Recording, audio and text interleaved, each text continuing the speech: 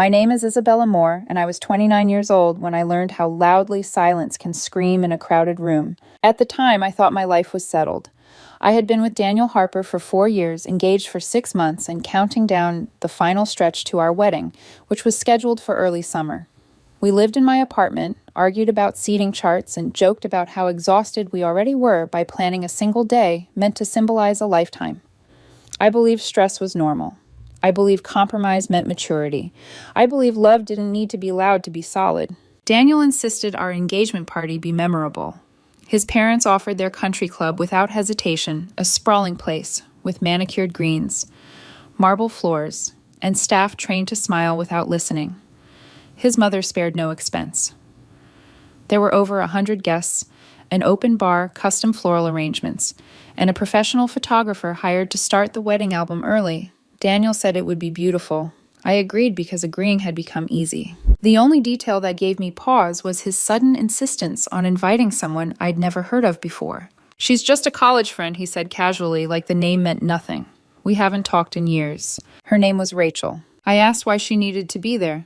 He laughed and kissed my forehead, told me I worried too much, told me this was the past and that I was the future. I let it go, because letting things go had become another quiet habit. The night of the party, I wore a navy dress Daniel had picked out himself.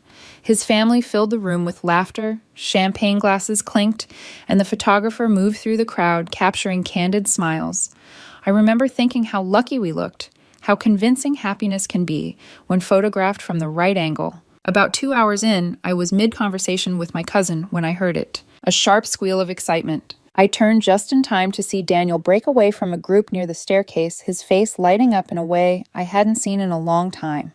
He moved fast, almost running toward a tall woman in a fitted charcoal dress.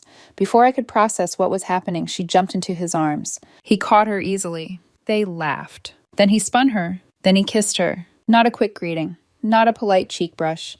His hand slid into her hair. Her legs lifted off the floor, and for a few suspended seconds, the entire room seemed to stop breathing. Even the bartender froze, glass tilted mid-pour. I stood there holding my drink, waiting for reality to correct itself. It didn't. Daniel pulled back first, still smiling, completely unaware of the silence he'd detonated.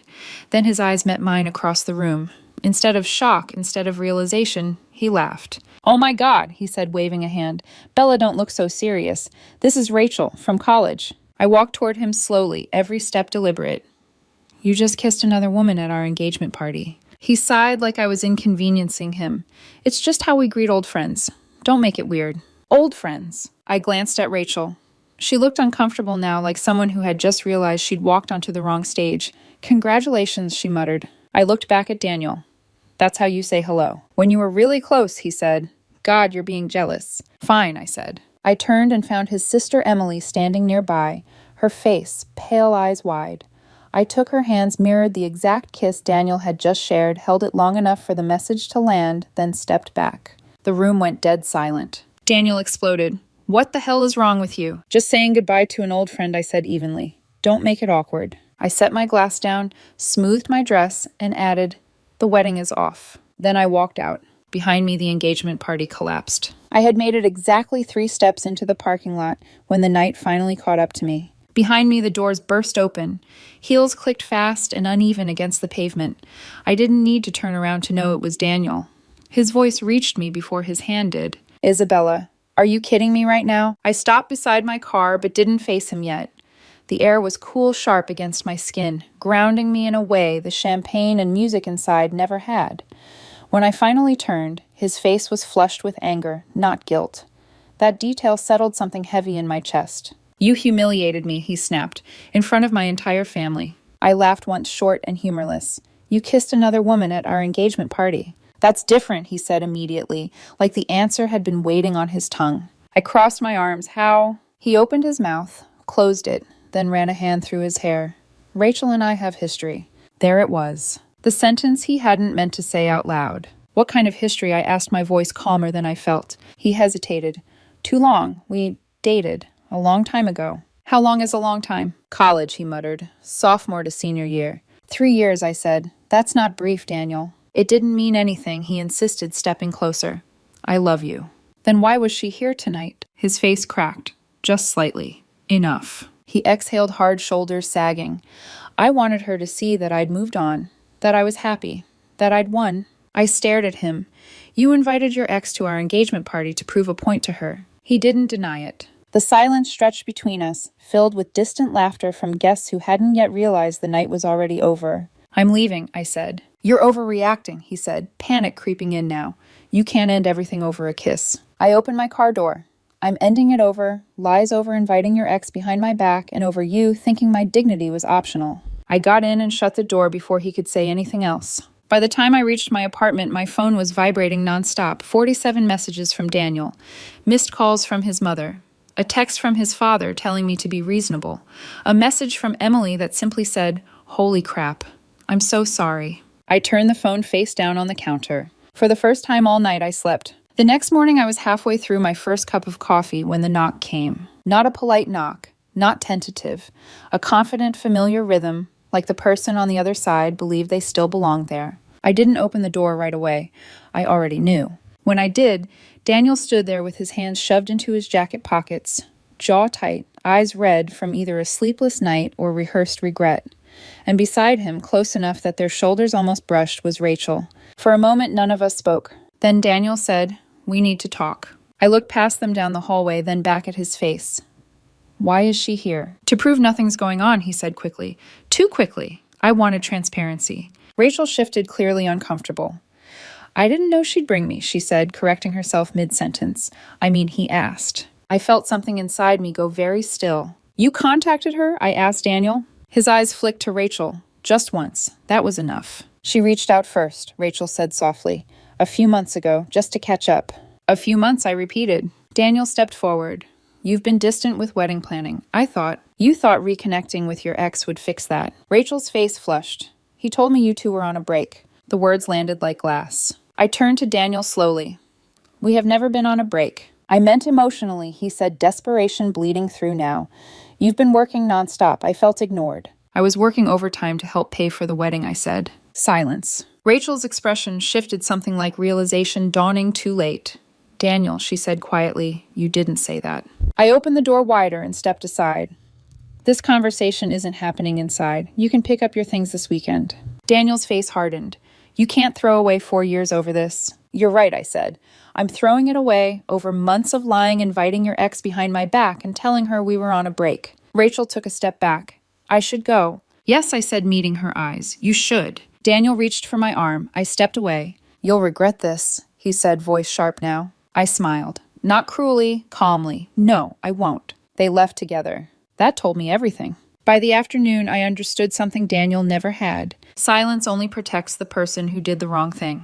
Around noon, my phone buzzed with an unfamiliar number. When I answered, a polite male voice introduced himself as the photographer from the engagement party. Susan had hired him, but Daniel and I had split the cost. He hesitated before speaking again. "I thought you should have these," he said, "given the circumstances." Minutes later, my inbox filled with images. The kiss. The moment Daniel spun Rachel. My expression when I realized what was happening. Daniel storming after me. Me walking out. Unfiltered. Timestamp, impossible to spin. Susan called within the hour, voice tight. "You need to delete those." "I didn't take them," I replied, "and they're already mine." I posted one photo. Just one. The clearest one. Caption. "When your fiancé shows how he greets old friends at your engagement party. Wedding's off." I closed the app. When I checked again, the internet had done what it does best. Daniel called screaming that I was humiliating him. His mother showed up at my building with 3 bridesmaids demanding furniture, electronics, even my cat. The building manager called the police after Susan started live streaming accusing me of abuse. The officers watched the video, then told them to leave or face charges. That night, Daniel sent a mass email to our wedding guests, blaming my emotional instability for postponing the ceremony. I replied, "CC'd everyone. Attach the photo. Correction. The wedding is canceled because Daniel kissed his ex-girlfriend at our engagement party. Refund requests poured in. The truth travels fast when it has proof. I thought that would be the end of it. I was wrong." The morning after my reply all email, my phone rang with an unfamiliar number. I almost didn't answer. Almost. Something told me to pick up. "Is this Isabella?" the woman asked. "Yes." "This is Sophia. I'm calling about Daniel and Rachel." I leaned back against my kitchen counter, already bracing myself. "Okay." There was a pause on the other end, then a shaky breath. Marcus Daniel. Sorry, I'm nervous. He's my boyfriend. Or he was. For 2 years. My chest tightened. He told you he was at a work event that night, didn't he? Silence. Yes, she whispered.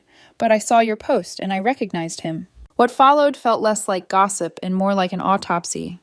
Sophia had gone through his phone after seeing the photo. Months of messages. 5 months to be exact. Deleted threads. Lunch meetups. Inside jokes. Rachel telling him she wasn't sure about the wedding. Daniel saying he missed her.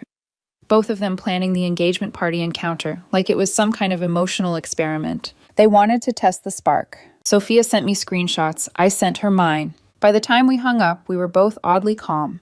2 women finally standing on the same side of the truth. I forwarded everything to Daniel with one line. Still think I overreacted. His response came an hour later. He showed up at my workplace. Security escorted him out before I even saw him. But not before he caused a scene in the lobby, shouting that I'd ruined his life, that I'd cost him Rachel, that I'd destroyed his reputation. My boss watched from his office window. Later, he told me entitled people always escalate when consequences arrive. That afternoon, his mother called again this time, asking if I would reimburse them for the engagement party since I'd sabotaged it. Your son kissed another woman at that party, I said. If anyone's owed money, it's me. She called me petty. I hung up. That night, Emily texted. Dad offered me $10,000 to convince you to take Daniel back. I laughed out loud for the first time in days. She followed up seconds later. I told him to make it 20 and I'd consider it. Then I said I was kidding. Mostly. I realized then that the family wasn't trying to fix what was broken. They were trying to buy silence. The wedding was supposed to be the following week. Instead, I was packing hiking boots. 3 days before I left town, a formal letter arrived from a law firm I recognized by name alone. Daniel was demanding the engagement ring compensation for emotional distress, half of our shared assets, and damages for defamation over my social media post. I forwarded it to my lawyer. His reply was short, precise, and devastating. The ring was a conditional gift tied to marriage. We never married. The photo was taken at a public event. Truth is an absolute defense against defamation. There were no shared assets. We lived in my apartment. He countersued for my $3,000 contribution to the party and over $8,000 in lost wedding deposits. Suddenly, Daniel wanted to settle amicably. I didn't respond. I boarded a plane instead, funded entirely by money, once earmarked for a future that never deserved me. Utah was quiet, vast, honest. I climbed a canyon on what would have been my wedding day and felt something loosen in my chest. Some endings don't need ceremonies. 3 nights later, my neighbor texted, "Your ex just got arrested outside your place." Apparently, Daniel had shown up drunk at midnight with a speaker blasting our song, shouting apologies into the dark. Someone called the police before I even knew he was there. His mother called me the next morning, furious that I'd had her son arrested. "I didn't call the cops," I said. "You could have gone to the station." Silence. 2 months have passed now. Daniel is dating someone new. Rachel tried rekindling things with another ex. It didn't last. His mother sends passive-aggressive messages about real women fighting for love. His father offered me a job at his firm. I declined. Emily paid off her student loans and bought a new car. She sent me a selfie from the driver's seat with the caption, "Thanks for the kiss."